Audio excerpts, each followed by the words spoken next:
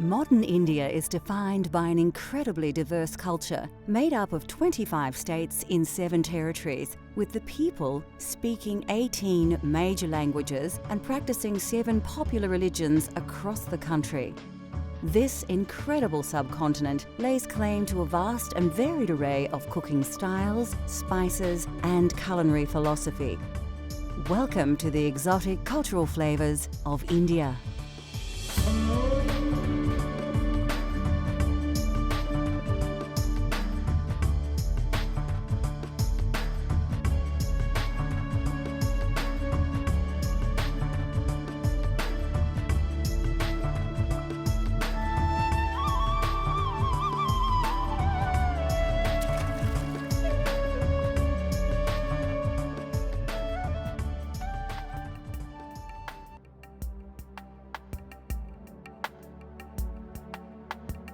Home to more than 1 billion people, the subcontinent bristles with an eclectic blend of ethnic groups.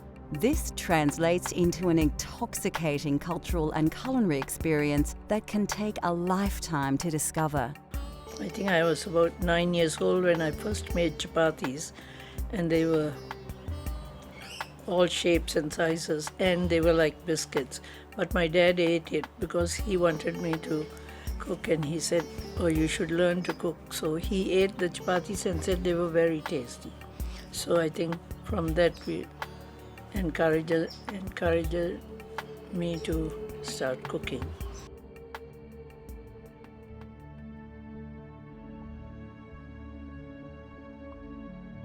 Many Indian recipes often include the key ingredient of garam masala. Contrary to popular belief, garam masala is not a spice per se, but rather a combination of 5 or 6 different spices that are often added to dishes to intensify their flavour. The exact spices and quantities in garam masala differs greatly according to region and personal taste. Whole spices are usually ground in a mortar and pestle and blended together. In Hindi, garam masala literally means hot mixture, yet chilies do not feature as one of the key ingredients, and the garam masala blend should be intensely spicy rather than hot. A garam masala mix includes a range of spices. Black or white peppercorns feature commonly, as do cloves, which have a strong and bitter taste and should be used sparingly. Cardamom comes in 2 varieties. Large black cardamom seeds display a strong flavour, while the smaller green cardamom seed is sweeter on the palate. Star anise is always a key ingredient in any masala mix, and it's easily recognisable for its unique shape. The flavour of this exotic spice resembles that of anise, fennel, and tarragon. Coriander seeds, which have a lemony citrus flavour when crushed, are often mixed in generous quantities with cumin seeds as part of the spice blend. In the northwest of the country, cinnamon is usually added to garam masala combination. This spice, which is derived from the bark of a tree, is very versatile and can be used in sweet and savoury dishes. Indian bay leaves are always added for their distinctive fragrance and flavour. Commercial mixes of garam masala are available from any supermarket, but anyone with a real sense of adventure will not regret blending their very own. Across India, meats are traditionally roasted in a tandoori oven. For those of you that don't have access to one of these, a barbecue is a very good alternative. Tandoori meats are first marinated with yogurt and garam masala and ginger and garlic and lemon juice. You can use either prawns or fish or chicken or lamb, and it's cooked very quickly in this hot clay oven, bringing out some very nice moist dishes which are beautifully roasted.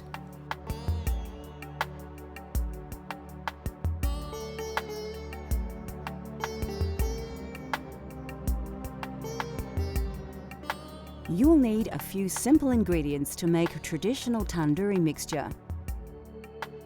Get organised and prepare your paste well in advance so your lamb cutlets can absorb the recipe's exotic and aromatic subtleties, preferably overnight.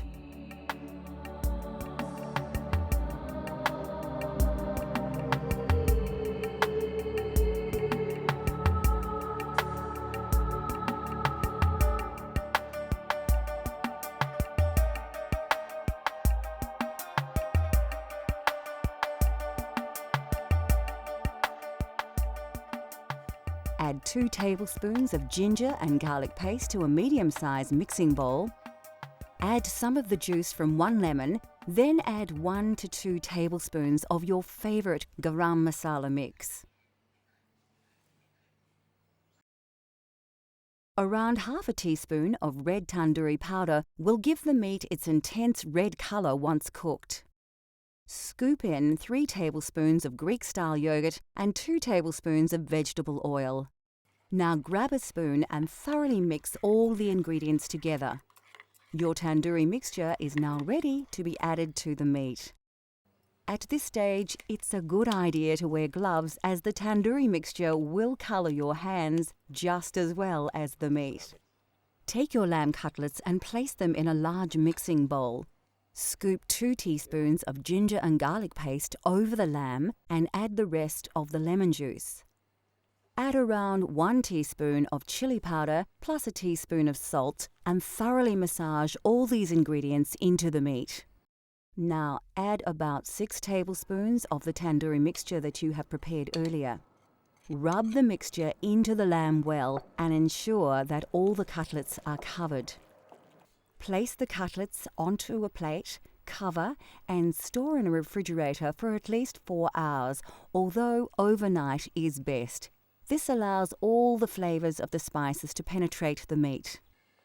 Instead of a tandoori oven, we're going to use a barbecue to cook the marinated lamb. Preheat the barbecue to a very high temperature and place the cutlets onto the hot plate, allowing them to sizzle in the rich marinade. Once they start to brown, turn them over and let them cook for another few minutes. Cooking the meat on a high heat will blacken the marinade in places and cook the outside of the meat well, while still keeping the cutlets tender and juicy inside. When ready, place the cutlets on a bed of lettuce. Serve with a simple salad made with cucumber, red onion, tomato and coriander. Finally, garnish with a wedge of lemon, which can be squeezed over the cutlets just before you enjoy them. Still to come on Cultural Flavours, India. We spice things up with an authentic style curry with Punjabi influences. Breads are eaten everywhere and mainly used to scoop up the main meal, especially in the Punjab region. We have different types of breads there. We don't eat too much of rice there, it's mainly bread. There's naans, there's bhaturas, there's chapatis, which I made today, there's parathas, there's stuffed parathas with, methi, which is fenugreek leaves. We love our bread in India, we eat a lot of it there.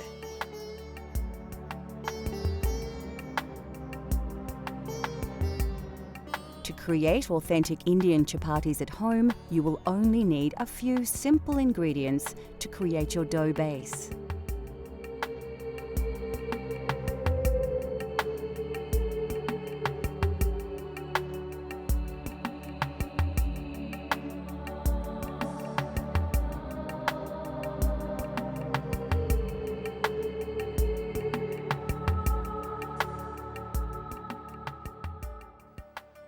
First, place your flour into a mixing bowl, add some water and then some oil, and start mixing it with your hands.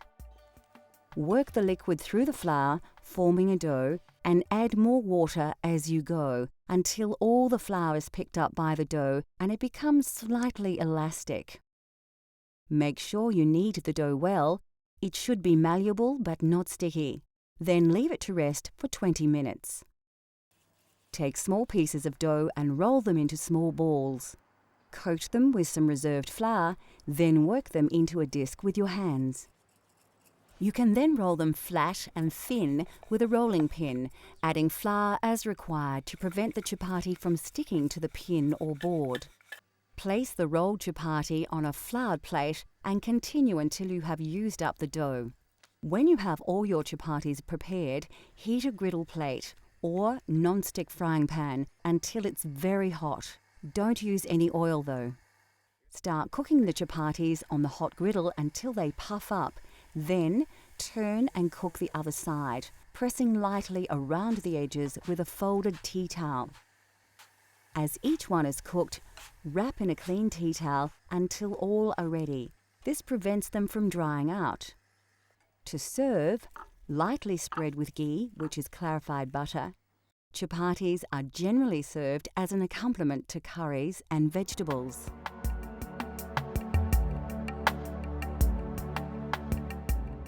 The southern region of Goa is famous for its fiery seafood curries, and this prawn curry is typical of the region. It's hot, spicy, and its intense flavours are the result of combining numerous ingredients. It's not a difficult curry to cook when you've been cooking. It has a lot of ingredients. You have whole spices that you use, and then you use the curry leaves, which are also from South India and Goa and that region. And then you use other spices like curry powders, which we blend ourselves, and turmeric and chili powder and things like that. And then you use ground stuff, grind onions and whatever.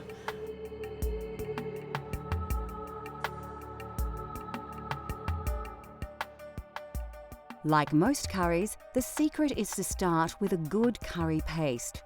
Combining these ingredients in an electric blender is a quick and simple way to make a great base for your curry. For those of you looking for a truly authentic Goan taste, liberally add more chili and vinegar to your curry paste.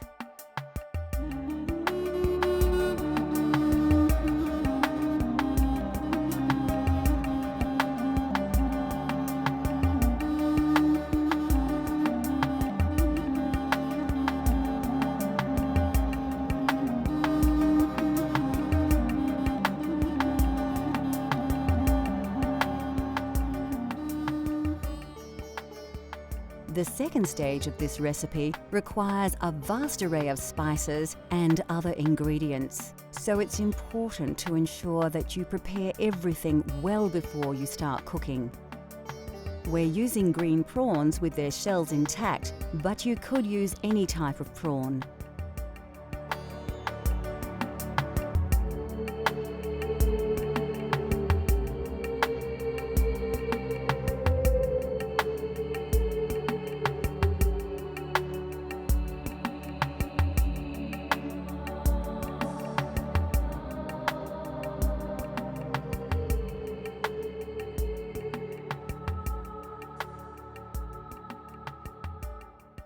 Goan prawn curry is usually enjoyed with basmati rice or eaten with breads such as chapati or naan. To begin, place a chopped red onion into your blender. Add 2 long red chilies and about 3 tablespoons of cooked white onions, 4 peeled cloves of garlic and 2 tablespoons of tomato paste. Next, add 2 tablespoons of white vinegar, 3 chopped tomatoes and half a red capsicum chopped. Finally, pour about 1/4 of a cup of water over all the ingredients. Now blend everything together until you have a well-mixed liquid paste.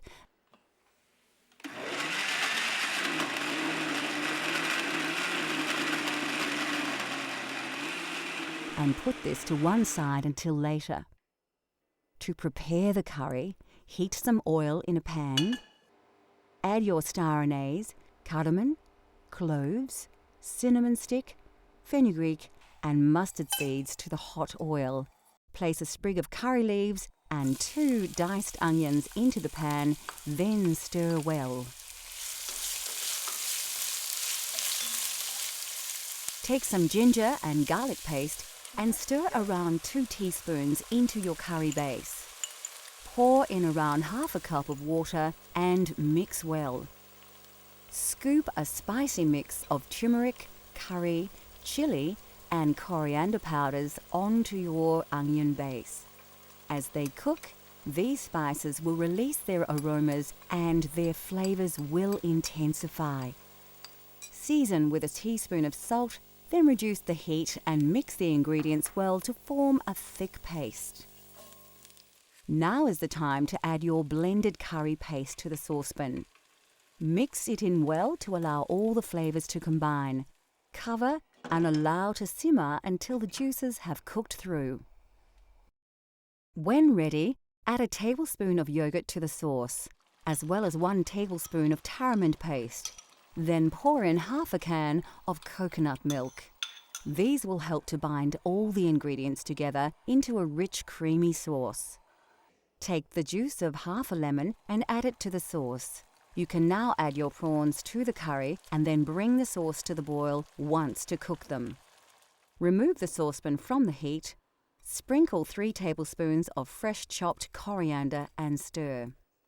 Finally, cover and allow the curry to stand for 5 to 10 minutes before serving with basmati rice.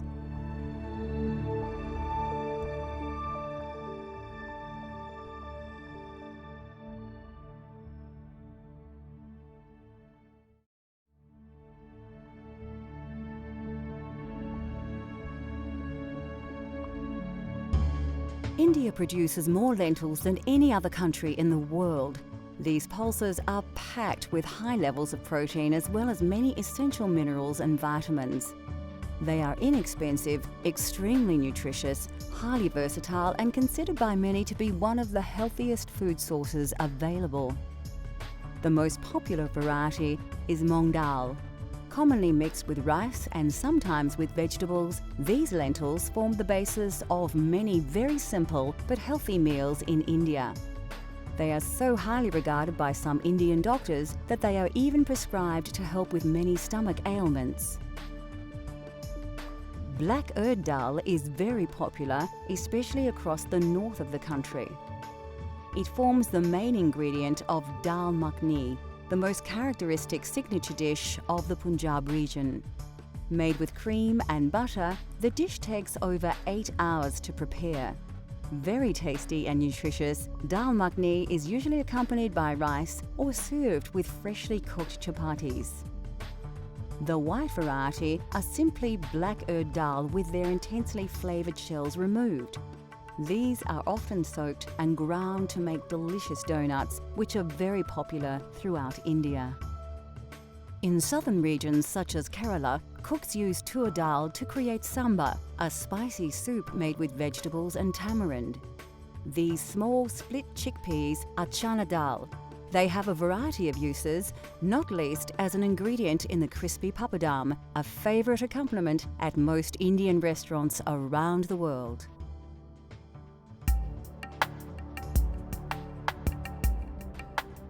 Lentils and beans are indispensable to Indian culture, revered for their pure and gentle digestive qualities. No other dish is more central to Indian cuisine than dal, a flavoursome traditional classic. Dal is actually a staple all over India, not only in the north. All over India, everybody eats dal. And it is actually the poor man's staple food, really. But we always have dal with whatever you cook, you have in it.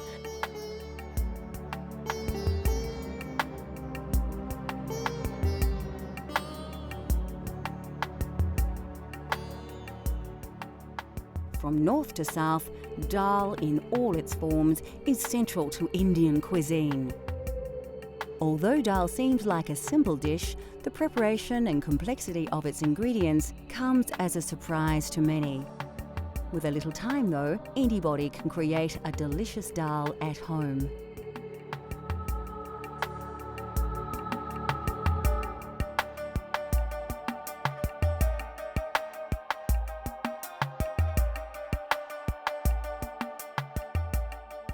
What gives this Punjabi masoor dal its amazing flavour is the traditional spice paste, bursting with a classic combination of spices that produce aromas that will transport your taste buds straight to India.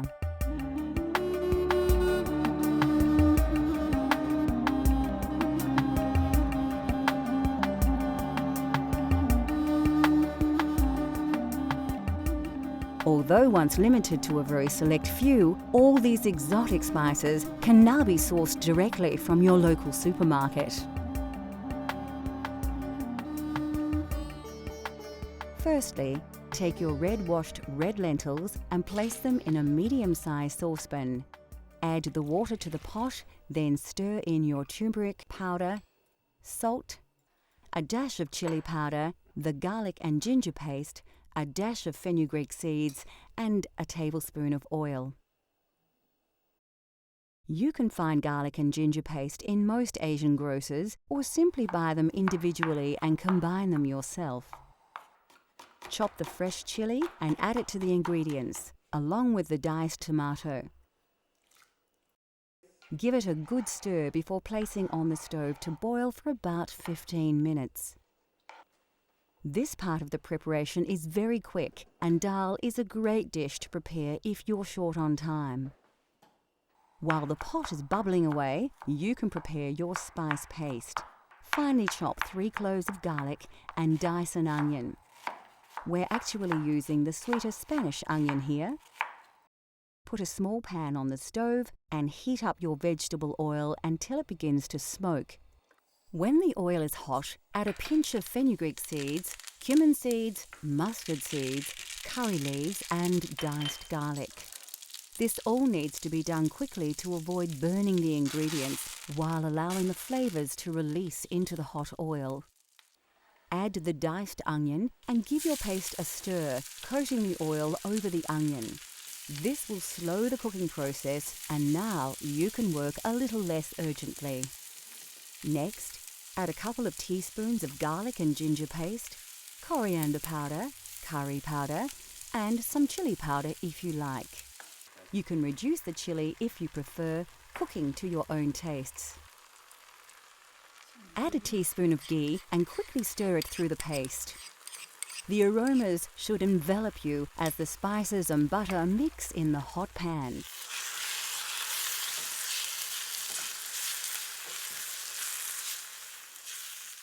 By now, your dal should be cooking nicely, and a large portion of the water will have been absorbed by the lentils. Stir the spice paste into the dal on the stove top and mix in well. Keep it on the heat while stirring to help the flavours combine. Lastly, finely chop some fresh coriander, stalks and all, and add it to the dal. Keep a little aside to use as a garnish when serving. Now you too can prepare a traditional Punjabi masoor dal, a delicious, authentic vegetarian Indian dish, rich in flavours and good for you as well.